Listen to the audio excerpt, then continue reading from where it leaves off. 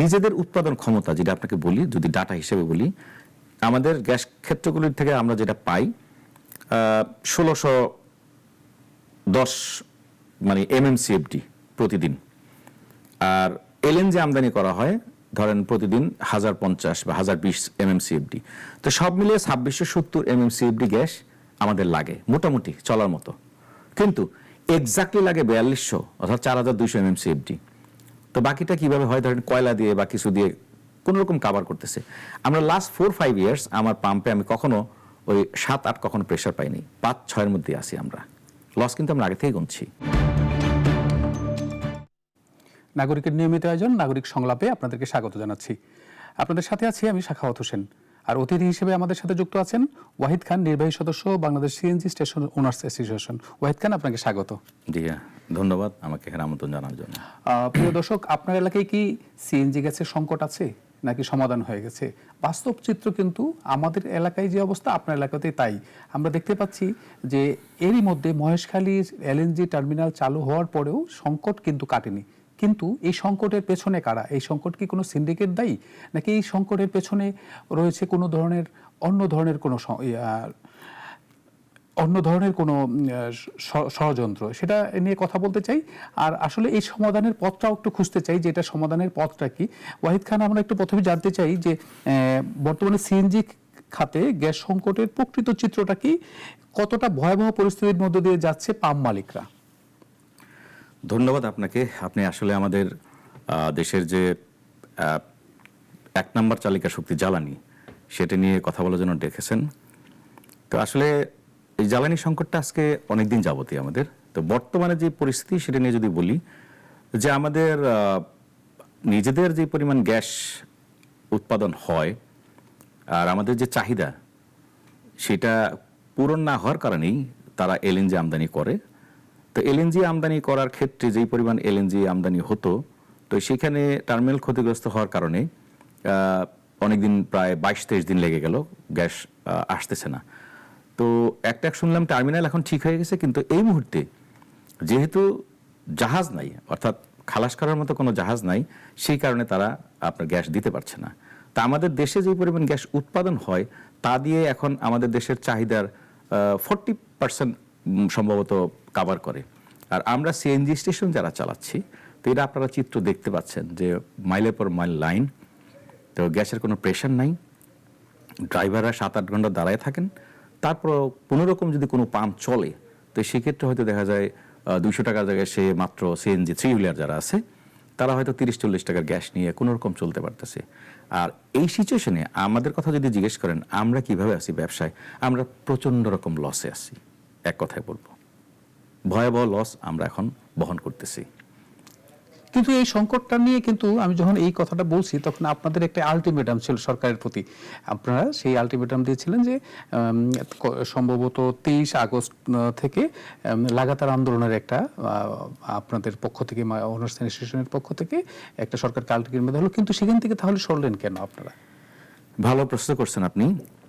আসলে আমরা আন্দোলন বলবো না, এটা হচ্ছে আমাদের রুটি রুজির যে রাস্তাটা, অর্থাৎ আমরা যে স্টেশন পরিচালনা করতেছি, যেহেতু আমরা লস গুনতেছি, আমাদের দেয়ালে পিঠ ঠেকে গেছে, আমরা কত লস টানবো। তো সেক্ষেত্রে আমরা সরকারকে জানিয়েছিলাম যদি আমাদের যে একটা কমিশন যেটা আছে সরকারের সাথে ফিক্স করা, সেটা যদি আমাদের বৃদ্ধি করা না হয়, তাহলে আমরা পাম্পগুলো বন্ধ করে দেবো 23 তারিখ থেকে। এরকম আমাদের এই দাবিটা তারা পূরণ করার আগ পর্যন্ত হয়তো আমরা পাম্প আর চালাতে পারবো না। তো এই কারণে আমরা দিয়েছিলাম, কিন্তু দেখলাম কিছু গ্যাস আসছে সামান্য। ধরেন আমার সাথে সরকারের চুক্তি হচ্ছে 15 PSI, 15 PSIতে আমি গ্যাস পাবো। আমার যে স্টেশনে মেশিন সেটা 730 কিউবিক মিটার পার আওয়ারে উৎপাদন করতে পারে। প্রতি ঘন্টা যদি 15 PSI থাকে, 730 কিউবিক মিটার গ্যাস উৎপাদন হবে। সেখানে আমি পাচ্ছি মাত্র 3, 3.5, 4 কখনো। তাহলে ওটা যদি আমি ভাগ করে সেটা দিতে, আমি পাচ্ছি কত? 110 বা 120 কিউবিক মিটার গ্যাস পার আওয়ারে। তো সেক্ষেত্রে আমার যে ভেহিকেলগুলো আসে তারা যখন গ্যাস নেয় তারাও কিন্তু সামান্য গ্যাস পায়। কিন্তু দেখেন 15 PSIতে আমি যদি উৎপাদন করতাম, তাহলে আমি 1 ঘন্টায় 730 উৎপাদন করতাম। তো এটা উৎপাদন করা যদি আমার জ্বালানি, সেটা হচ্ছে আমার ইলেকট্রিসিটি, 160 কিলোওয়াট একটা মোটর। তো সেটা 730-এর জন্য যা বিদ্যুৎ বিল উঠবে, ওই 120-এর জন্য তাই উঠতেছে। তো এর আগে বিদ্যুতের মূল্য ধরেন 7 দফা বৃদ্ধি পাইছে। সর্বশেষ যেটা বৃদ্ধি পেল সেটাতে আপনার প্রায় 19%। তো এটা বাড়ার পরে মানে এখন আর সার্ভাইভ করার মতো অবস্থা নাই, মানে ম্যাক্সিমাম মালিকরাই পাম্প বন্ধ করে দিতে চাচ্ছে। আপনার কাছে কি এমন আমরা কোনো- সরে আসছি যে কারণে যে ধরেন ওই 2-3 ঘন্টা যতটুকু গ্যাস থাকে, 3 চাকার যারা হুইলার 3 হুইলার যারা গাড়ি চালায় তারা তাদের জানেন যে সংসার ওদের চলে। 1200 টাকা ওদের জমা দিতে হয়। তো ওরা গাড়ি বের করলে 1200 টাকা, তো ওরা যদি কোনো রকম গ্যাস নিয়ে ওদের কিছু টাকা দিয়ে সংসার চালাতে পারে, প্লাস উবার পাঠাও যারা কমার্শিয়াল গাড়ি চালায় কিছুটা চলতে পারে, এই মানবিক কারণে চিন্তা করে বিবেচনা করে আর সরকারকে সহযোগিতা করার জন্য যে তাদেরকে একটু টাইম দেই, তারা এর মধ্যে রিকভার করুক, এই কারণে আমরা এখান থেকে সরে আসছি। আমরা আরো 1 মাস এটা সময় বাড়াই দিছি গভর্নমেন্টকে। কিন্তু অনেকেই বলে যে এটা আমরা জানি না, কিন্তু আপনার প্রকৃত চিত্র বলতে পারবেন যে অনেকেই বলে যে এই যে গ্যাস সংকট যেটা আমরা বলছি এটা একটা কৃত্রিম সংকট। অনেকেই বলে এটার পেছনে কারণ কি, তারা বলতে চায় যে এটা শুধু যে আপনার সিএনজি পাম্প এরকম না, এটা কিন্তু বাসাবাড়িতে ওই সংকটটা তৈরি হয়েছে। এটা বলা হচ্ছে যে অনেকেই যে সিলিন্ডার গ্যাসের ব্যবসাটা করার জন্য নতুন নতুন লাইসেন্স দিচ্ছে, এটার পেছনে আপনার কি মনে হয় যে আসলে এটাই কারণ? আসলে মূল কারণ এটা না, তবে কারণের মধ্যে এটা একটা আছে। দেখেন, আমরা একসময় শুনছি ছোটবেলা যে আমাদের প্রাকৃতিক সম্পদের মধ্যে সবার আগে কি গ্যাস, আর রপ্তানি যে সমস্ত জিনিসপত্র চামড়া, এই গ্যাসে আমাদের দেশ ভাসতেছে আমরা জানি। কিন্তু গ্যাস আমাদের দেশে যেই পরিমাণ আছে, বিভিন্ন বিশেষজ্ঞরা বিভিন্ন দায়িত্বপ্রাপ্ত মন্ত্রীরাও বলছে, সেই গ্যাসগুলো তার উত্তোলন কেন করে না? এখনকার যে সিচুয়েশন বলবো এটাকে কৃত্রিম সংকট এই মুহূর্তে বলবো না, কারণ এটা উৎপাদন করার কোনো ক্যাপাসিটি তাদের নাই এই মুহূর্তে। এটা যদি করতে হয় একটা সময় লাগবে। এখন উত্তোলন করতে গেলে 1 বছর সময়ের মতো লাগার কথা। না, 1 বছরও হবে না, এটা মিনিমাম 2.5 ইয়ার্স লাগবে। তো এখন যেটা হচ্ছে, ধরেন আমাদের নিজেদের উৎপাদন ক্ষমতা যেটা আপনাকে বলি, যদি ডাটা হিসেবে বলি, আমাদের গ্যাস ক্ষেত্রগুলির থেকে আমরা যেটা পাই 1610 মানে MMCFD প্রতিদিন, আর এলএনজি আমদানি করা হয় ধরেন প্রতিদিন 1050 বা 1020 MMCFD। তো সব মিলিয়ে 2670 MMCFD গ্যাস আমাদের লাগে মোটামুটি চলার মতো, কিন্তু এক্স্যাক্টলি লাগে 4200 অর্থাৎ 4200 MMCFD। তো বাকিটা কিভাবে হয়, ধরেন কয়লা দিয়ে বা কিছু দিয়ে কোন রকম কাভার করতেছে। আমরা লাস্ট 4-5 ইয়ার্স আমার পাম্পে আমি কখনো ওই 7-8 কখনো প্রেশার পাইনি, 5-6 মধ্যে আসি আমরা। লস কিন্তু আমরা আগে থেকে গুনছি। তো সেক্ষেত্রে এখন যে পরিস্থিতি দাঁড়াইছে, কারণ পিছনে যে সরকার ছিল আগে, আমি বলবো যে তারা নিজস্ব গ্যাস উত্তোলন না করে 2015 সালে থেকে শুরু হয়েছে বিষয়টা, 17 সালে থেকে এলএনজি আমদানি শুরু হয়েছে। আপনি বলছিলেন যে আমাদের দীর্ঘমেয়াদী একটি পরিকল্পনার অভাব ছিল, সেই বিষয়টা নিয়ে আবার একটু জানতে চাই। জি, আসলে একটি দেশের মানে মূল যে চালিকা শক্তি সেটা হচ্ছে জ্বালানি। তো এটা এমন একটা সেক্টর, এটা যদি ঠিক না থাকে দেশের কোনো কিছু ঠিক থাকবে না। তো সেই ক্ষেত্রে এই জ্বালানি সেক্টরে বিগত দিনে আমি বলবো 15 সালের পরে একটা প্রস্তাব ছিল, তখন যারা দায়িত্বরত কিছু ভালো মানুষ তো থাকেন, যে তখন আমরা একটা সমুদ্র সীমা জয় করেছিলাম, বিশাল সমুদ্র। তো সেখান থেকে গ্যাস উত্তোলন করার জন্য তৎকালীন এক সাবেক সচিব বা কেউ একটা প্রধানমন্ত্রীকে একটা প্রস্তাব করছিল তখন। তো সেই জিনিসটা উনি খুব অ্যাপ্রিসিয়েট করেছিলেন, আমি জানি। বলছিলেন তারা লিখিত প্রস্তাব দাও, সেই লিখিত প্রস্তাবটা উনি পাঠিয়েছেন। পাঠানোর পরে ওইখানে যিনি দায়িত্ব ছিলেন প্রধানমন্ত্রীর আবার একজন উপদেষ্টা জ্বালানি বিষয়ক, মিস্টার তৌফিক এলাহি, তো ওই প্রস্তাবটা ওনার কাছে যাওয়ার পরে ওইটার প্রধানমন্ত্রীর কাছে যায় নাই। তো তখন থেকে যদি আমাদের সমুদ্রে গ্যাস উত্তোলনের প্রচেষ্টাটা শুরু হইতো বা টেন্ডার হইতো, আজকে আমরা পুরা গ্যাস পেতাম, কারণ মিয়ানমার আর ইন্ডিয়া সেখান থেকে গ্যাস নিচ্ছে।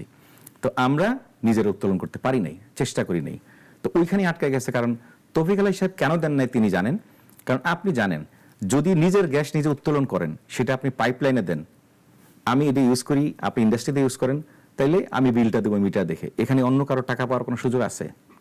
নাই।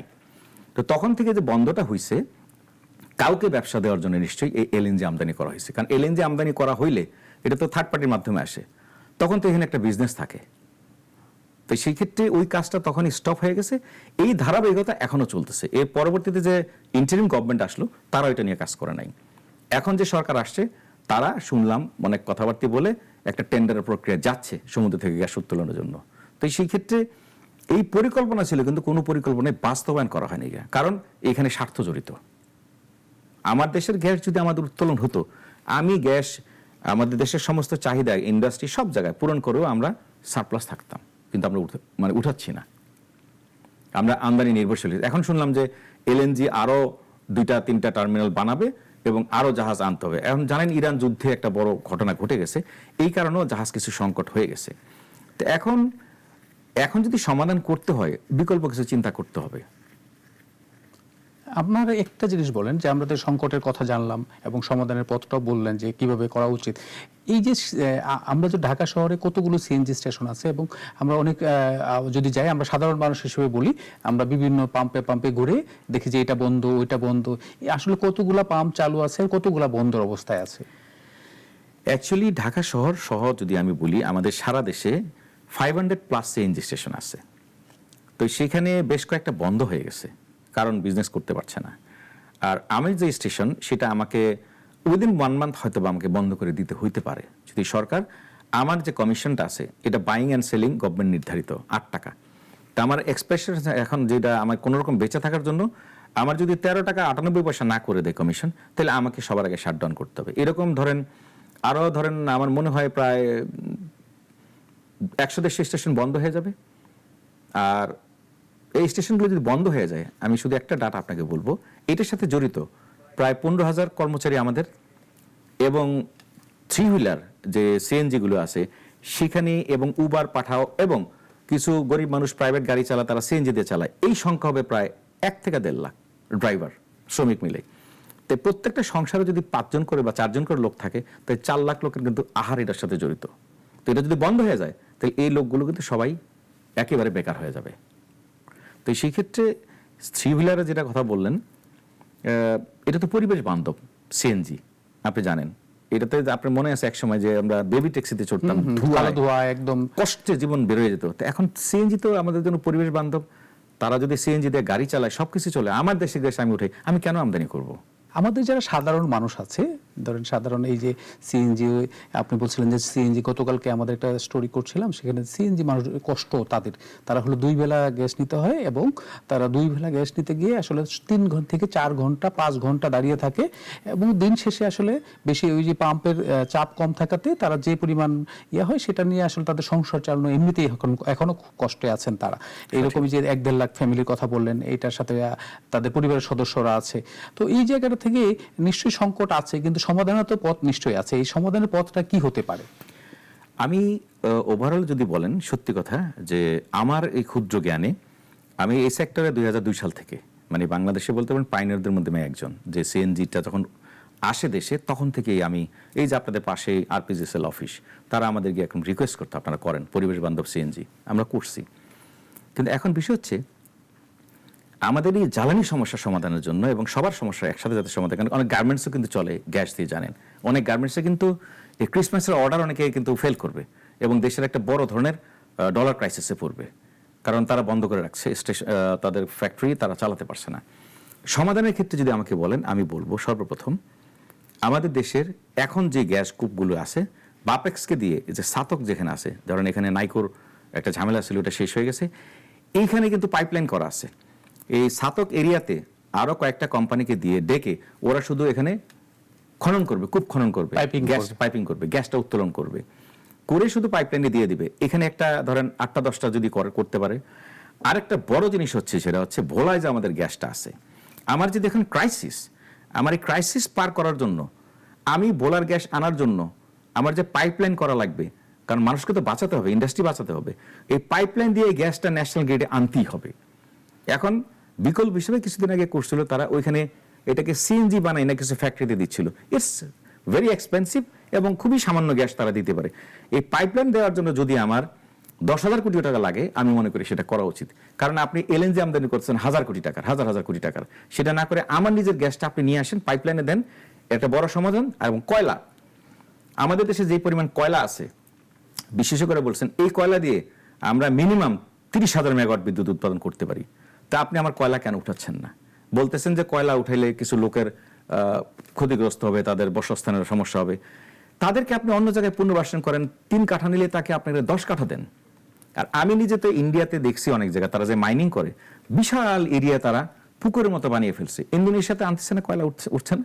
তা আমার যে কয়লা আছে আর আমার যে ন্যাচারাল গ্যাস আছে, এই দুইটা বিশেষ করে এই মুহূর্তে ভোলার গ্যাস আনতে হবে, যত খরচ হোক। 10,000 কোটি টাকা যদি লাগে পাইপলাইন করতে, আপনাকে করতে হবে। কিন্তু আপনি আনতেছেন আমদানি করে। কারণ আপনার কেন আনতেছেন আমদানি করে সেটা জনগণ সবাই বুঝে। আমাদের দেশের সম্পদ উঠান, আমাদের এই পাশে যেটা আছে ময়মনসিংহের এই পাশে, এখানে তারা হালুয়া এখানে ডিল করতে পারেন। কিন্তু সিলেটের সাতক এরিয়াতে এখানে উৎপাদন করছে না, বিবিয়ান আরো কমে গেছে, তাদের কিন্তু গ্যাস অনেক উৎপাদন কমে গেছে। কেন কমছে? কমাতে কে বলতেছে? গ্যাস তো আছে, উঠাচ্ছেন না কেন? তো এই গ্যাসগুলো যদি উঠে, টু বি অনেস্ট আমি বলতেছি, আমাদের বিদ্যুতের সমস্যা হবে না, আমাদের গ্যাসের সমস্যা হবে না, চুলার সমস্যার সমাধান হবে না। কিন্তু সরকারকে উদ্যোগ নেওয়া লাগবে। তবে এই বোলারটা যদি আনতে যায়, it will take at least 2 years এই পাইপলাইন করতে। আর সমুদ্রে যদি আনে, কমপক্ষে 6 থেকে 7 বছর লাগবে।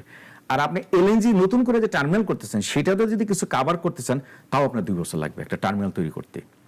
আর আমি সর্বশেষ আমার কথাটা বলবো যে আমাদের সরকার নির্ধারণ করা ছিল যে 2 টাকা 98 পয়সা কমিশন বৃদ্ধি করা 2013 সালের, সেই সুপারিশে 1 টাকা আমাদের বেড়েছিল। কিন্তু এই পর্যন্ত আমাদের কোনো কমিশন আর বৃদ্ধি করা নেই। কিন্তু ইলেকট্রিক কস্ট 8 গুণ বাড়ছে। সরকার কিন্তু বলছে ইলেকট্রিকের মূল্য বৃদ্ধির সাথে সাথে স্বয়ংক্রিয়ভাবে সিএনজি কমিশন বৃদ্ধি হবে, কিন্তু কেউ আমাদেরকে দেখে নাই। তাহলে আমাদের বন্ধ করে দেওয়া ছাড়া কোনো রাস্তা নাই। আমরা বন্ধ করে দিলে, আমি ডাটা দিলাম যে কি পরিমাণ মানুষের ক্ষতি হবে, সেটা আপনারা চিন্তা করবেন। ওয়াহিদ খান, ধন্যবাদ আপনাকে আমাদেরকে আপনার মূল্যবান সময় দেওয়ার জন্য। আপনাকেও ধন্যবাদ। মানে আসলে আমার ভিতরে অনেক কষ্ট, আমি কষ্ট নিয়ে কথাগুলো বললাম, কারণ we can't survive. With us lot of people are dying. আপনি অনেকগুলো সমস্যার সমাধানের পথ দেখিয়েছেন, সরকার নিশ্চয়ই এগুলো আমলে নেবে, সরকারের বিভিন্ন মহল নিশ্চয়ই আমাদের সবগুলো দেখছে এবং সেখান থেকে একটা সমাধানের পথও বের হবে, সেই প্রত্যাশা রাখি আমরা। প্রিয় দর্শক, আমরা কথা বলছিলাম এই জ্বালানি সংকট এবং সমাধানের পথ নিয়ে। নিশ্চয়ই সরকার দ্রুত এবং সময়োপযোগী পদক্ষেপ নেবে, তার মাধ্যমে যেমন সিএনজি পাম্প মালিকরা যেমন বাঁচবে, দেশের মানুষও তেমন বাঁচবে এবং এই গ্যাস এবং জ্বালানি সংকটের সমাধান নিশ্চয়ই বের করবে। সেই আগামী পর্বে কথা হবে নতুন কোনো বিষয় নিয়ে, নতুন কোনো অতিথির সাথে। সেই পর্যন্তই ভালো থাকবেন, ভালো রাখবেন।